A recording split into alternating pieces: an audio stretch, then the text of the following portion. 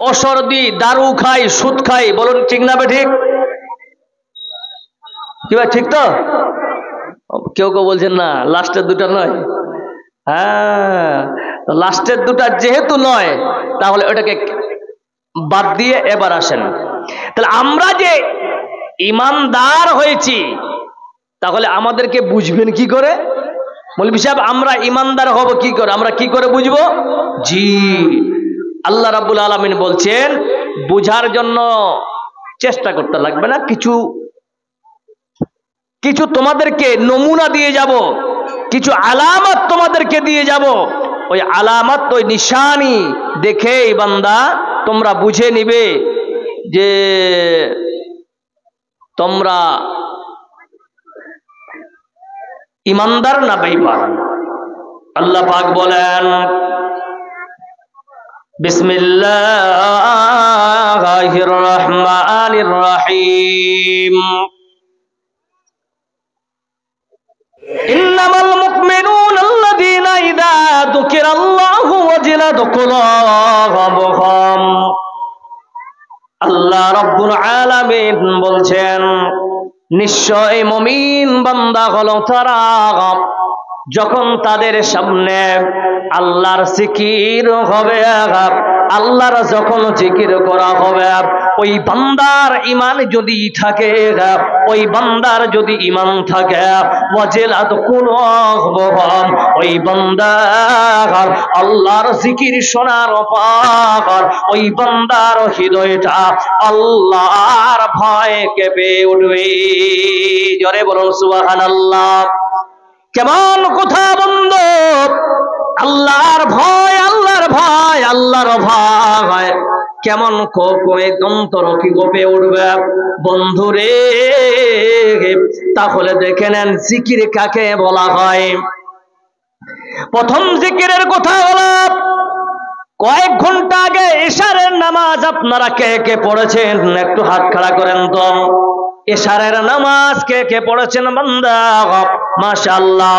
এই ইশারের আজান মুয়াজ্জিন যখন আজান দেয় আল্লাহু আকবার, আল্লাহু আকবার, আজান দিল, এটা আল্লাহর জিকির, আল্লাহকে ডাকতেছি বান্দা আয় আয় আয় মসজিদে আয়। কি ব্যাপার? দেখবেন অনেক মানুষ আজানের 10 ঘন্টা আগে, আজানের আগে বান্দারা মসজিদের আনাচে কানাচে বসে বসে গল্প করে কি করে না? জোরে বলেন। ও মুসলমান, আপনারাও গল্প করেন, কিন্তু যখন মুয়াজ্জিন আজান দেয় ওই সময় লক্ষ্য করে দেখবে আজান দেওয়ার সঙ্গে সঙ্গে বান্দা ওখান থেকে পালিয়ে যায়। জোরে বলুন ঠিক না বেটি? আল্লাহ বলছেন বান্দা সকাল, তার মানে তোর মধ্যে ঈমান দেখায়। যদি বান্দা তোমার মধ্যে ঈমান থাকতো, আজান শুনে বান্দা তুমি মসজিদে গিয়ে আল্লাহর কাছে তুমি গিয়া সিজদায় অবনত চিত্তে আল্লাহকে সন্তুষ্ট করা, আল্লাহর জান্নাত তুমি হাসিল করতে। শুধু মণ্ডলী, আজকে আমাদের ঈমানের মরিচা ধরে গেছে। কেমন মরিচা? আহারে আমরা যদি মনে করতাম এই যে আল্লাহর যেই কোনো জিকির হলো কেমন, এখানে বসে আছি আমি আলোচনা করতেছি, আলেমেরা বসে আছেন, আপনারা শুনতেছেন, আল্লাহ রাব্বুল আলামিনের নবী সহিহ বুখারীর হাদিস আন আবি হুরায়রা রাদিয়াল্লাহু তাআলা আনহু ক্বালা রাসূলুল্লাহ সাল্লাল্লাহু আলাইহি ওয়াসাল্লাম আনা ইনদা সান্নি আবদি বি আনা মাআহু। আল্লাহ রাব্বুল আলামিনের নবী বলতেছেন ওগো আমার উম্মত শুনে নাও, আল্লাহ বলছেন আনা আনা ইনদা সান্নি আমদি বি, আমার ব্যাপারে আমার বান্দারা কি ধারণা করা। ও হাজী বস্তি ভাইয়া আপনারা শুনেন, আপনারা এই জায়গায় বসে আছেন বন্ধুরা, ভালো করে শুনবেন। আল্লাহ আপনাদের অফার হাদিসের দ্বারাই দিতেছেন। দেখো আল্লাহ বলতেছেন আল্লাহ আনা, আল্লাহ নিজেই বলছেন আমি আনা ইন্দা হাসান্নি, আমার ব্যাপারে একটি গুমান করতেছে আমার বান্দারা। আল্লাহর বান্দারা শোনো, এই জায়গায় যারাই বসে আছেন আপনারা মনে মনে ভাবতেছে আমি এই জায়গায় বসে আছি আল্লাহ তোমার বাণী শুনব, আর আমি তোমার বাণী শুনে আমল করব। আমল করে আল্লাহ ওই কঠিন জাহান্নামকে ভয় করে বলছি মাবুদ আমাকে জাহান্নাম থেকে তুমি মুক্ত দিও। আল্লাহ রাব্বুল আলামিন বলছেন আনা মাকা, এই বান্দারা বসে বসে বসে তোমরা যে ধারণা করেছো এই ধারণার সঙ্গে আমি আল্লাহ তোমার ধারণার সঙ্গে আছি। বলুন সুবহানাল্লাহ। ফাইন যাকারানি ফি নাফসিহি, বান্দা মনে মনে তোমরা আল্লাহকে স্মরণ করো। আল্লাহ বলছেন না না, তোমরা মনে মনে তোমরা জিকির করতেছো বান্দা। ফাইন যাকারানি ফি নাফসিহি যাকারতু ফি নাফসিহি, আমি আল্লাহ তোমার কথা আমি তোমাদের সঙ্গে মনে মনে তোমাদের জিকিরও আমি আল্লাহ মনে মনে করতেছি। বলুন সুবহানাল্লাহ। ফাইন যাকারানি ফি মিলাইয়া, আল্লাহ রাব্বুল আলামিনের নবী বলতেছেন হে আমার উম্মত শুনে নাও, তোমরা বসে বসে বসে এই জায়গায় ফাইন যাকারানি ফি মিলাইয়া, বান্দা তুমি যদি ভরা মজলিসে, মিলাইন শব্দের অর্থ হলো ভরা মাহফিল, এই ভরা মজলিসে বসে বসে তোমরা জিকির করো আমি আল্লাহ বলতেছি ফি মিলাইন খায়রুম মিনহা, ওই প্রোগ্রামে ওই জায়গাটা আমি আল্লাহ যাকে ভালোবাসি ওর দয় আল্লাহ আমি তোমাদের সঙ্গেই থাকবো, তোমাকে কবুল করে নিব, ওই জায়গাকে আমি ভালোবেসে নিব। আমি যদি আল্লাহ কাউরে প্রতি ভালো দৃষ্টি দেখায় ওই বান্দার ঠিকানা আল্লাহর জান্নাত হবে। জোরে বলুন নারে তাকবীর। সুধী মণ্ডলী, তাহলে আল্লাহর যেখানে জিকির হবে মুমিন বান্দার প্রথম নিশানি হলো বান্দা শুনবে আকারে এই জায়গায় আল্লাহর কোরআনের আলোচনা হয়। বান্দা শুনে রাখো, ঈমান যদি চিনচির পরিমাণ থাকে বান্দা, তাহলে তোমার হৃদয়টা আল্লাহর ভয়ে কাঁপবে। কেমন বন্ধু, আজ পৃথিবীর জমিনে আপনি হোক বা আমি হোক সবাই মিলে এই ঈমানের পাওয়ারটাকে যদি আমরা কাজে লাগাতে পারি, বন্ধুরে ভালো করে শুনেন, আল্লাহর নবী বলতেছেন সাহাবারা বাহরাইনের ওই জমানায় এখনকার বাজারে উত্তর কোরিয়ার যেমন যে প্রেসিডেন্ট আছেন কিম জং, সব থেকে স্বৈরাচার জালেম বন্ধুরে আমার, ওই জামানে আল্লাহ নবীর জামানে সব থেকে স্বৈরাচার জালেম বাদশা ছিলেন বাহরাইনের বাদশা ইবনে সারওয়ার। আল্লাহ নবী একটা প্রশ্ন একটা চিঠি লিখলেন, চিঠি লিখেছেন দেখেন ঈমানের পাওয়ার কত। ঈমানদার একটাই 1000 বেঈমানের সমান। জোরে বলুন নারে তাকবীর। পাক্কা যদি ঈমানদার একজন হয় 1000 বেঈমানের সমপরিমাণ সে লাফাতে পারবে। এটা হলো ঈমানের পাওয়ার। আল্লাহর নবী চিঠি লিখলেন, চিঠি লেখার পর বলতেছেন কেমন আল্লাহর বান্দা আছো যে বাহরাইনের বাদশা ইবনে সারওয়ারের কাছে আমার তরফ থেকে এই চিঠিটা পৌঁছাবে। বন্ধু শুনে সমস্ত সাহাবারা খামোশ হয়ে গেছেন, সব সাহাবারা চুপ হয়ে গেলেন, কেউ দাঁড়ায় না। আল্লাহর নবী আবার বলতেছেন কে সাহাবা আছো রে? বাহরাইনের বাদশা ইবনে সারওয়ারের কাছে আমার পত্র পৌঁছাবেন।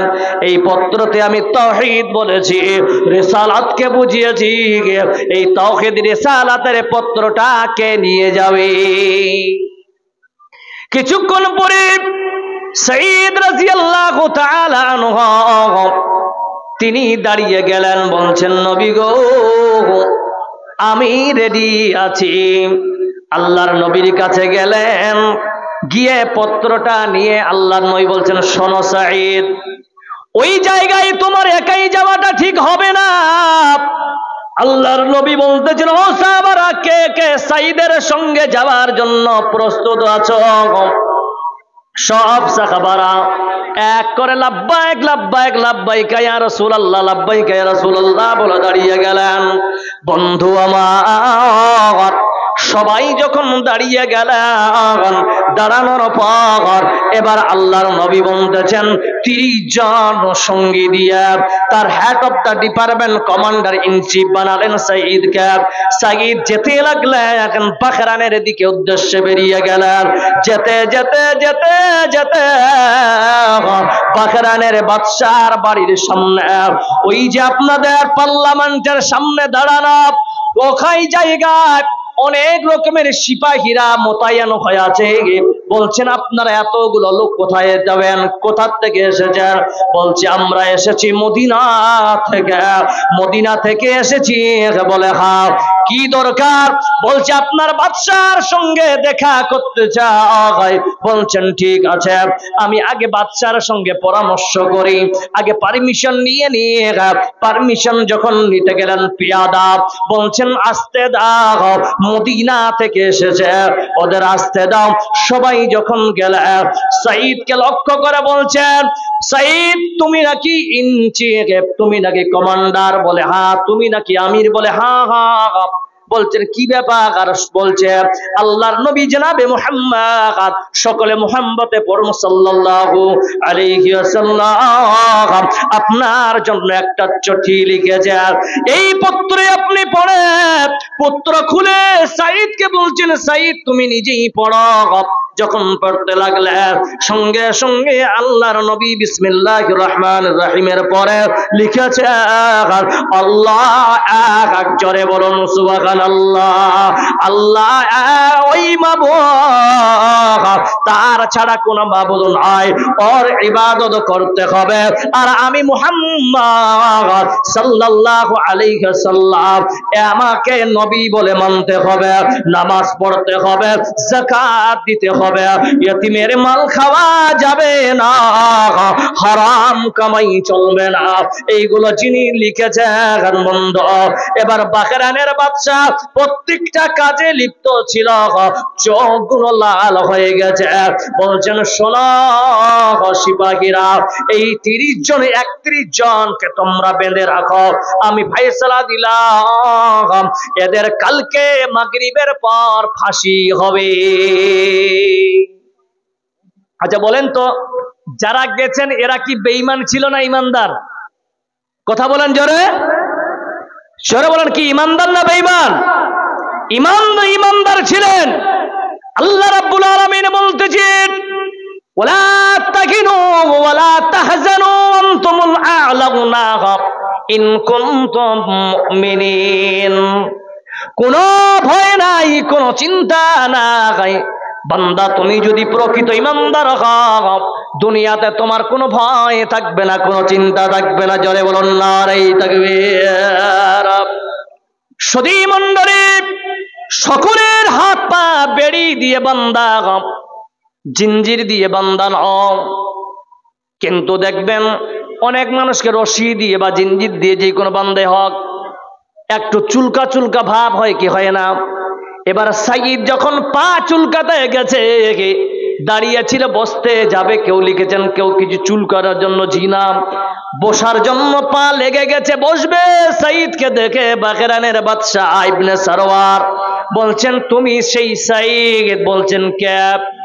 তাইফের ময়দানে প্রচন্ড গরমে আমি ঘুড়সওয়ার নিয়ে যখন সবার করতাম, ঘুড়সওয়ার নিয়ে যখন আমি বেরিয়েছিলাম, দ্রুত বেগে ঘোড়ায় চড়ে আমি যখন সফর করছিলাম, হঠাৎ করে আমার ঘোড়াটা স্লিপিং হয়, আমি শুদ্ধ ঘোড়া শুদ্ধ পড়ে গিয়েছিলাম প্রচন্ড গরমে।